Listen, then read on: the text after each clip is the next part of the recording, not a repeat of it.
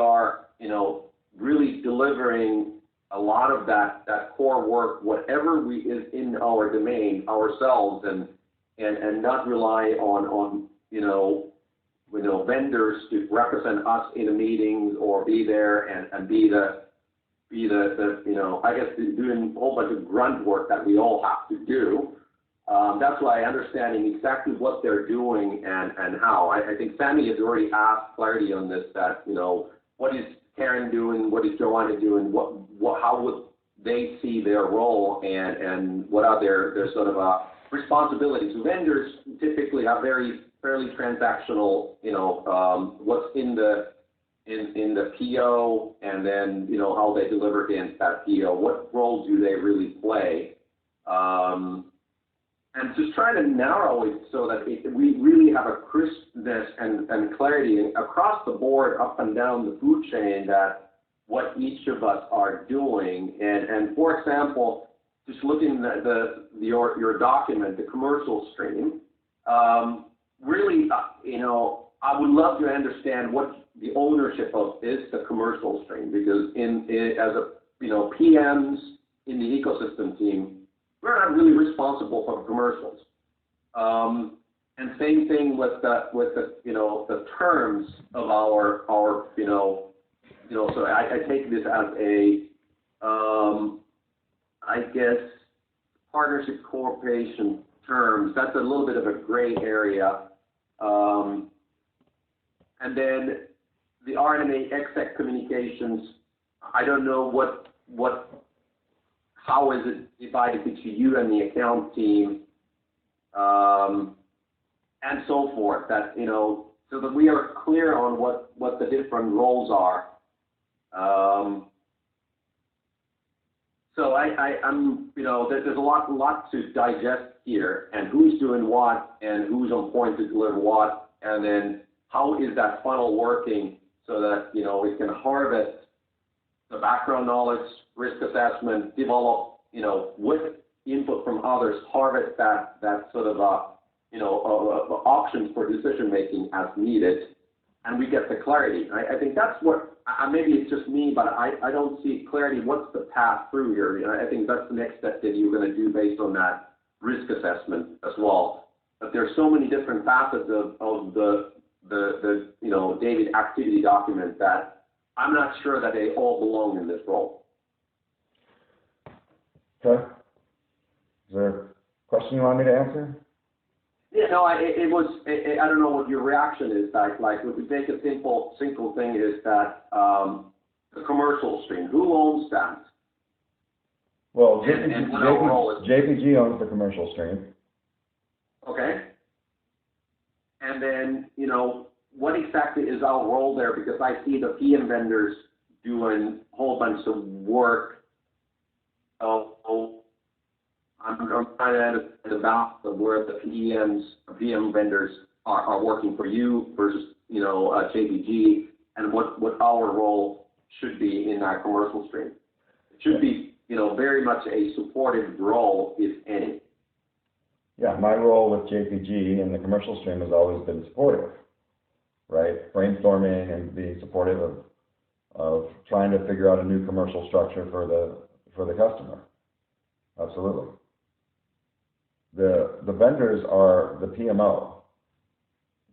So that decision was made not by me. That decision was made on an OMAR call in September.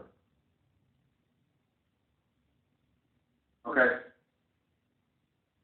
Yeah, so I don't know how we could sort of start looking at each of these lines. I don't know what the right process is that, sharpening the pencil that, okay, what are we responsible, what are we accountable for in each of these, us, and then who is the DRI for each of these, and so again, it's a crispness of what you own and which ones you contribute to, because there should be a sort of a direct accountabilities that are defined, what you do and what are the work of others, and then what's the role of the PM vendors in each of those.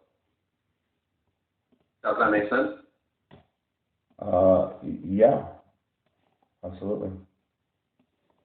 Because I don't see that here, and I don't know if there's a way to pivot this, that, for example, commercial stream, you really is that the directly responsible individual, be that biz dev or the account team, and what our contribution to that, and then what the PM vendors are doing. They report to you, but now they work for the DRI.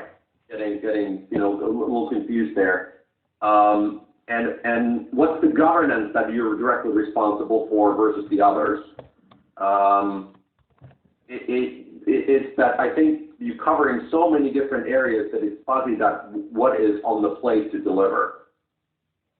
Yeah, I mean, I agree. It is fuzzy. It's been a lot, right? It's a lot to, when you're handed a project like this, it's a lot. And then you're going into contract reboot. The team wanted to centralize the PMO between biz dev, engineering, and MCS. And so that's where those resources landed. And so then when it comes to, they've got the PO, the money originally came from ESIF. Second set of money came from MCS. So they end up reporting to somebody on the org chart, and and I end up directing their work. But a lot of it is just kind of reactions to what's going on in the project.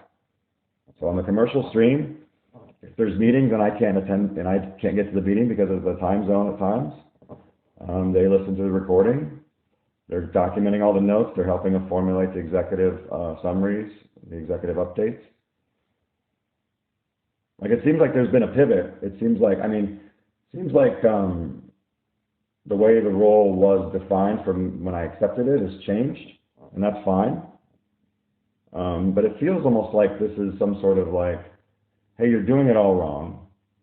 And I don't think it's no, definitely not. I want to point out it's the way Sammy conveyed to me that he has been working with you on this path already to have a really crisp set of deliverables as a representative of the product engineering as a principal PM, and be crisp about what's on your plate, what's on the plate of the others, and how you contribute to them, and then what exactly are the roles that the PMs play, because they should not be serving us here. And that's where the PMOs, the vendors have been a point of confusion, I think, for quite some time, I understand. And well, I don't know how... And that's the part I don't understand. I don't understand why the point of confusion part.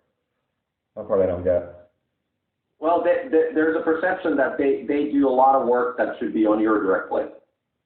Okay. And who has that perception? Me. Okay. And Sammy. Okay.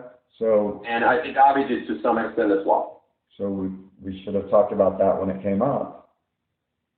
My understanding that Sammy has talked to you about getting clarity of what these vendors do, and he said that this was vendors should have gone away at the end of the calendar year, but they're still here. They were supposed to go away at the end of the calendar year when contract reboot was done.